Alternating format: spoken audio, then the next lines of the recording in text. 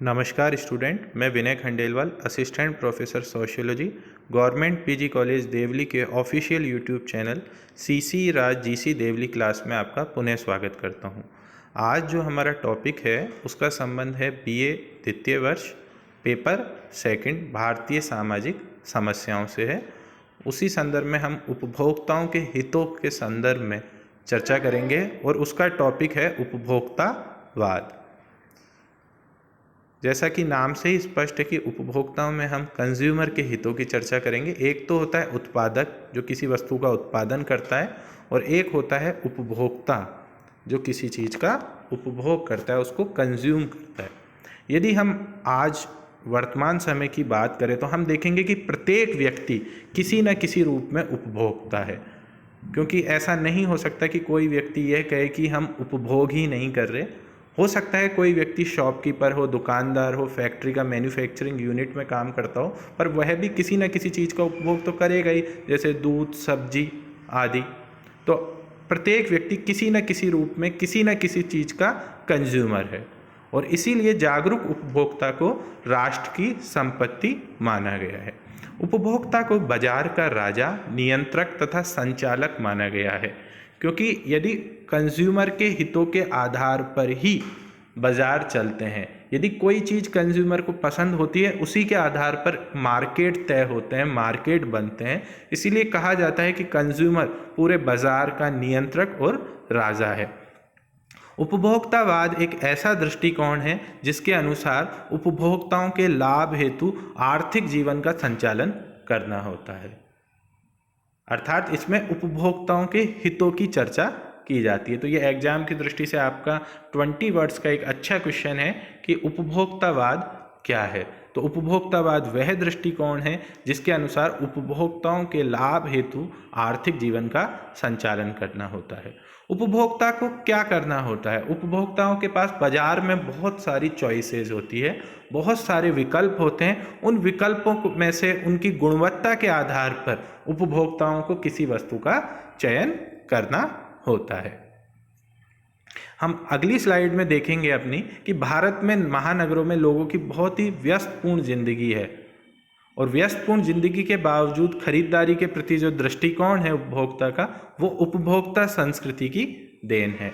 अब वर्तमान में उपभोक्ता बाजार का एक राजा बन गया है, क्योंकि सब उसी के हितों के आधार पर कार्य होता है। अब भारत एक ऐसा कल्याणकारी राज्य है जहां बहुजन हिताय बहुजन सुखाय की मौलिक अवधारणा में विश्वास किया जाता है, अर्थात सभी का हित हो और जिसमें सभी को सुख की प्राप्ति हो।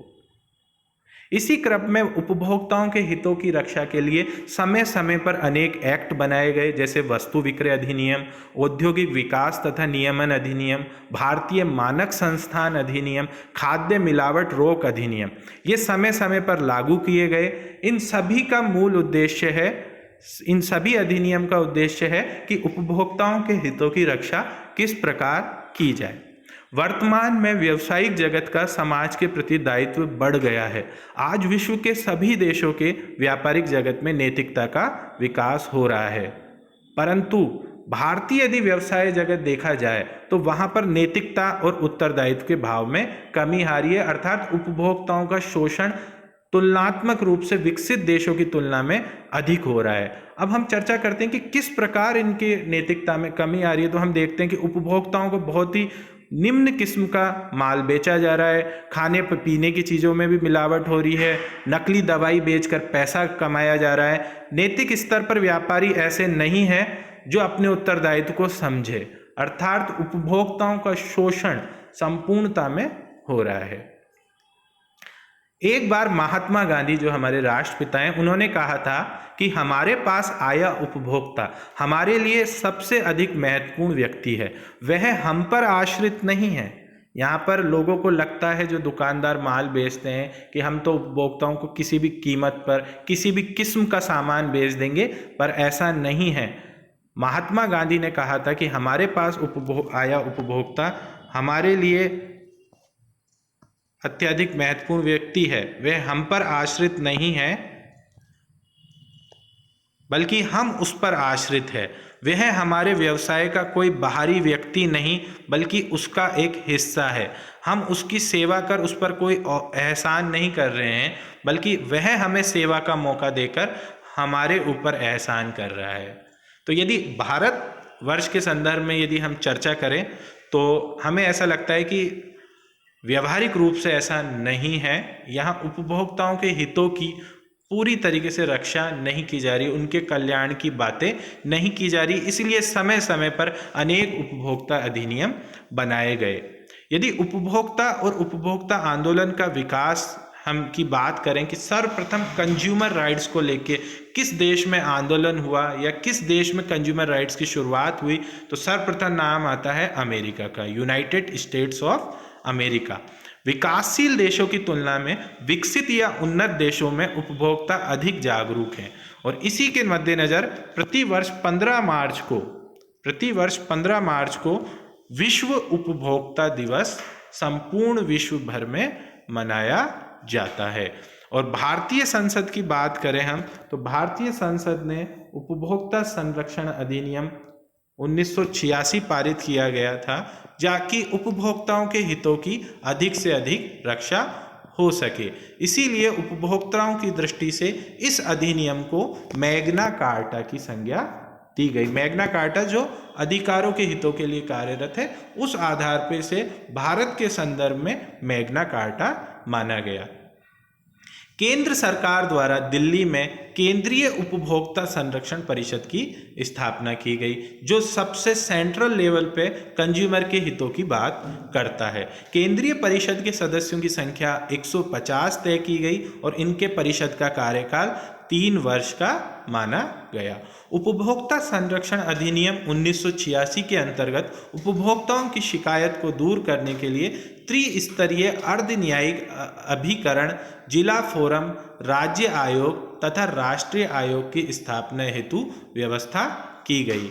सर्वप्रथम जिला मंच में वह शिकायतें आती हैं जिनकी लागत और क्षतिपूर्ति 5 लाख से अधिक नहीं होनी चाहिए। अर्थात 5 लाख से अधिक का किसी को कोई नुकसान है या उसका कोई शोषण हो रहा है, कोई व्यापारी संतुष्ट नहीं है, तो वह 5 लाख तक की जिला फोरम पर अपील कर सकता है और 30 दिन में यदि वो संतुष्ट नहीं हो व्यापारी जिला मंच के निर्णय से, तो वो उच्च अधिकरण में इसकी अपील कर सकता है। राज्य आयोग प्रत्येक राज्य में गठित किया गया है। इसमें 5 लाख रुपए से अधिक और 20 लाख रुपए से कम, अर्थात 5 लाख से ऊपर के मामले राज्य आयोग में आएंगे, लेकिन 20 लाख से कम इनकी शिकायत राज्य आयोग के समक्ष की जाती है। यदि राजस्थान की बात करें तो राजस्थान में जो राज्य आयोग का कार्यालय है वह जयपुर में, हमारी राजधानी जो है राजस्थान की, वहां पर स्थित है। और राज्य आयोग के निर्णय के विरुद्ध 30 दिन की अवधि में राष्ट्रीय आयोग में अपील की जा सकती है। राष्ट्रीय आयोग, इसका गठन उच्चतम न्यायालय के किसी न्यायाधीश की अध्यक्षता में किया जाता है। इसकी सहायता के लिए 4 अन्य सदस्य होते हैं। 20 लाख से अधिक की राशि होती है, जैसे हमने जाना जिला मंच पर 5 लाख तक, राज्य स्तर पर 5 से 20 लाख और राष्ट्रीय स्तर पर 20 लाख से अधिक की राशि पर आयोग द्वारा, राज्य आयोग द्वारा समय समय पर किए गए कार्यों की समीक्षा करता है। और हमारे राष्ट्रीय आयोग का जो मुख्यालय है वह है नई दिल्ली। नई दिल्ली में हमारे राष्ट्रीय आयोग का मुख्यालय स्थित है। अब हम अगली स्लाइड में चर्चा करेंगे कि उपभोक्ताओं को क्या क्या अधिकार हैं। तो जैसा मैंने आपको पूर्व की स्लाइड में बताया कि उपभोक्ता संरक्षण अधिनियम 1986 द्वारा उपभोक्ताओं को कई अधिकार दिए गए। अधिनियम की धारा 6 में उपभोक्ताओं को जो अधिकार दिए गए वो हैं सुरक्षा का अधिकार, सूचना का अधिकार, शिकायत का अधिकार, चयन का अधिकार, जानकारी प्राप्त करने का अधिकार, क्षतिपूर्ति का अधिकार और शुद्ध पर्यावरण प्राप्ति का अधिकार। ये उपभोक्ताओं को प्राप्त कुछ अधिकार हैं।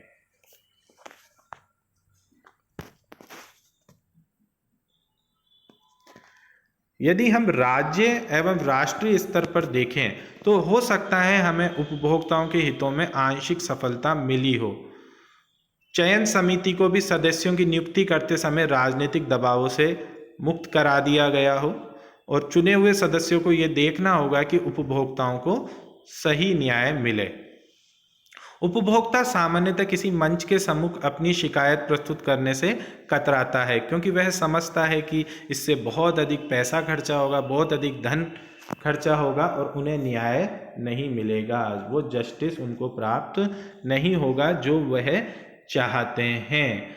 हमेशा कंज्यूमर को लगता है, मान लो उसके साथ कुछ शोषण भी होता है, एक ये आम सोच होती है कि हमारे जीवन में हमें कई प्रकार ऐसा महसूस होता है या कई बार ऐसी चीज़ें होती हैं कि कंज्यूमर को लग रहा है कि उसका हनन हो रहा है, पर वो फिर भी शिकायत करने नहीं जाता, क्योंकि उसको लगता है कि इसमें बेफालतू का समय और धन की बर्बादी होंगी, हमें बार बार उन जिला मंच, राज्य मंच, राष्ट्रीय मंचों पे चक्कर लगाने पड़ेंगे, हमारा बहुत ज़्यादा पैसा खर्चा होगा और हमें न्याय नहीं मिलेगा। उसकी मानसिक सोच ऐसी होती है। पर मुझे ऐसा लगता है कि उपभोक्ताओं के हितों की रक्षा के लिए जो कानून बनाए गए हैं ये इतने सशक्त हैं कि उपभोक्ताओं को अब अपनी वर्तमान में मानसिकता या उनकी जो मानसिक सोच है उसमें बदलाव लाना पड़ेगा।